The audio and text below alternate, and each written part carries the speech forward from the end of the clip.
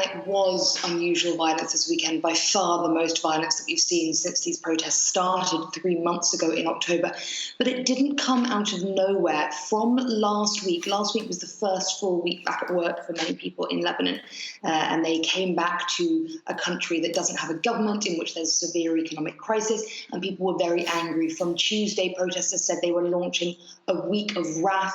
They gave the government 48 hours to form a new government, because of course there hasn't been one here since the end of October, when Prime Minister al-Hariri resigned. And all through the week we saw burning tyre roadblocks, dumpsters set on fire, many roads blocked across the country, and lots of banks smashed through the week. So it wasn't surprising that there was violence this weekend, but it was surprising just how much there was.